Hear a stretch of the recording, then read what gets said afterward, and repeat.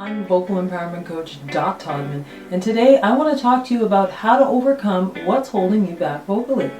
If you're a singer, actor, speaker, producer, or anyone who works with performers, you will find this information of great value because it affects every aspect of performance.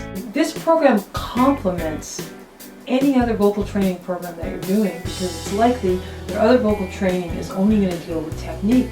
So you can use this alongside any program and it will just help enhance your experience. It will help you to also, if you're taking vocal lessons from an instructor, it'll help you. You'll end up knowing more than your instructor does. Because you need to know yourself, your voice, better than anybody else. Today, I'll be sharing why the old way of learning voice no longer works for most people. What crucial information 80% of singers do not know about their instrument, and the first step in learning what might be holding you back. But before I do that, I would like to tell you why you should listen to me. With 3 degrees and a teaching certificate, I've been teaching voice and singing professionally for over 20 years. I've worked with Universal Records and appeared on Idol, MTV, NBC, KTLA, and advised artists on several local stations here in Hollywood, California, helping literally thousands of singers from celebrities to novices ages 2 and up how to express their voice in ways beyond what they thought was possible. My students cover a wide range of talents. They've appeared on Ellen DeGeneres, they've been actors and artists in feature films and network TV, they've been signed to major labels like Sony and Universal, performed under headlining artists in Hollywood alongside Michael Jackson, Stevie Wonder, and others. Also, they've recorded voiceovers for videos, films, TV, and radio, including animated films like Horton Hears a Who and Kung Fu Panda. They've been accepted to major universities including Berkeley, UCLA, Juilliard, NYU, BYU, starred in national TV commercials alongside Beyonce, wrote and sang music for feature films, performed on Broadway in Lion King, and starred and hosted in their own shows on Nickelodeon, Disney, and Discovery. And they've even made it as big stars on the silver screen. Now, I could go on bragging about my students forever, but I would like to share some of my most important insights to help you discover your empowered voice. I'd like to give you a background and an understanding of how all of this applies so that you can relate to some of these issues that I am bringing up and you can see how it's going to fit into your vocal journey. Maybe you're uptight about breathing, but you have to look at what creates the breath. It's energy. Where does energy come from? Well, we could talk about this all day. I love this stuff. But isn't it your connection to your thoughts and feelings that create your energy? And what do you think singing is? What do people really remember when you sing? Do they remember if you remembered the lyrics, if you were a little flat, or if you were a little sharp? Or do they remember what moves their spirit? Well, what do you remember when you listen to someone? I mentioned I'm a vocal empowerment coach. That word empowered has more to do with you than it does with me. A lot of people don't know the difference between powerful and empowered.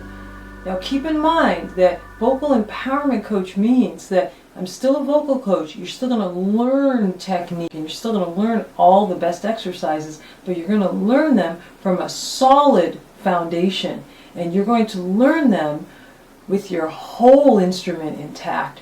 So let me give you an example now of what powerful is. I can sing a powerful note supported from my diaphragm, ah! But if I want to sing an empowered note, ah! What's the difference? Hey, if you just said, well, you had a little bit of vibrato on that second one, then you're not listening from an empowered place. I want you to listen with all of yourself. The first example, I only used less than 1/3 of my instrument favorably. And the second example, I used all of my instrument favorably. And I will be teaching you how to do that. But before you do that, you need to know what your whole instrument is.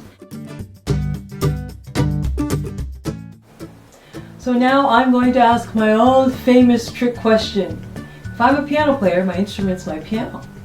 If I'm a singer, what is my instrument? Did you say voice? What? Diaphragm? Body? These are the answers I hear most of the time. But if you even said body, then you only get 1/3 of your instrument. So maybe you're wondering what the other 2/3 are.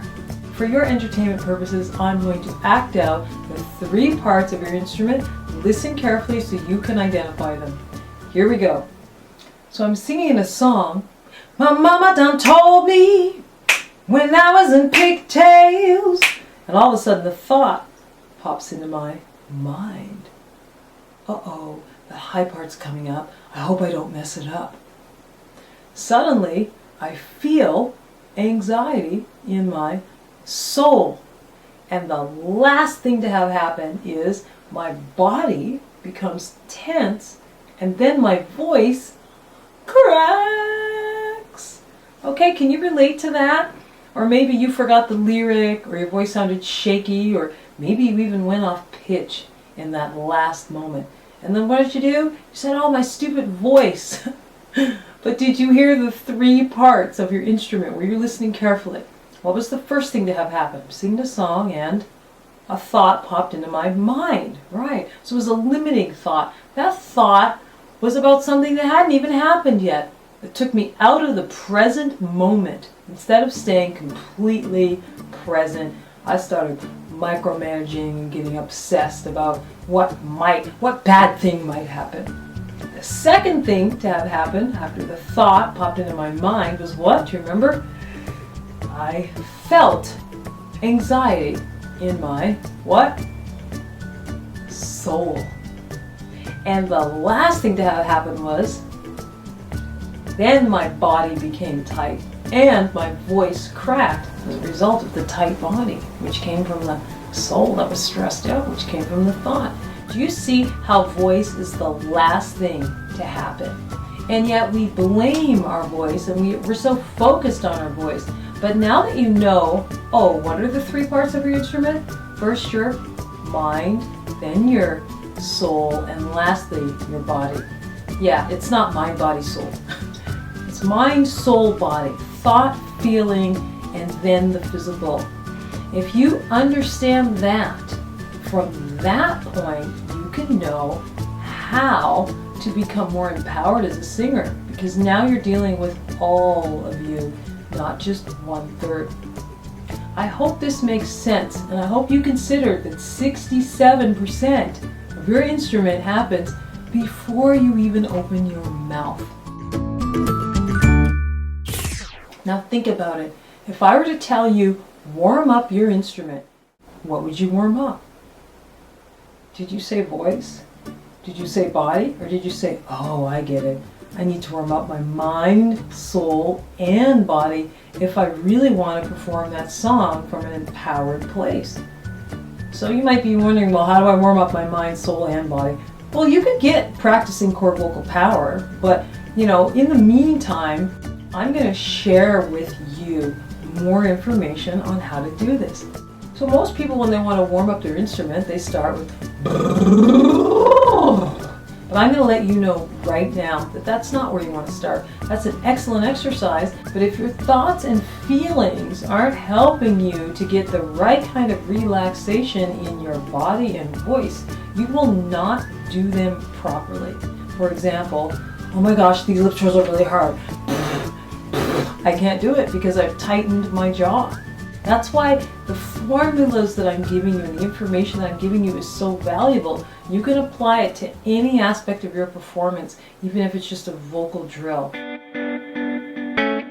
Now that you know what your whole instrument is, you know more than 80% of all singers. Most people think their instrument is just their voice, like you might have thought before this video. Maybe you're a producer and you're working with an artist and you tell that artist, hey, I want you to, really kill this part and do a great job. And that singer's like, I don't know what he means by kill this part and do a great job. So the thoughts start bouncing around in that singer's mind. Before you know it, they just keep getting worse and worse down a downward spiral.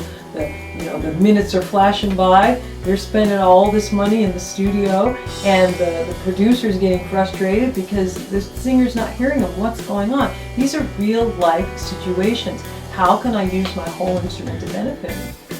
The first step to overcome what's holding you back is to realize that now that you know what your whole instrument is, you're going to have to really be honest about each part and where it's really at. How does your mind really feel before you sing? How does your soul really feel before you sing? And finally, how does your body really feel before you sing? Write it down, ponder, and if what you write down isn't in alignment with what you want, then simply change it. The good news is I'm going to be giving you some really important tools in the next video on how to access the optimal conditions for your empowered voice to emerge, and what 3 of the 7 destructive habits are, and how to overcome them. This is a self-awareness journey, and with self-awareness comes mastery, but you have to take those steps in order to get to the next level. You have to do what I call core work, and then you can become core empowered and use core vocal power.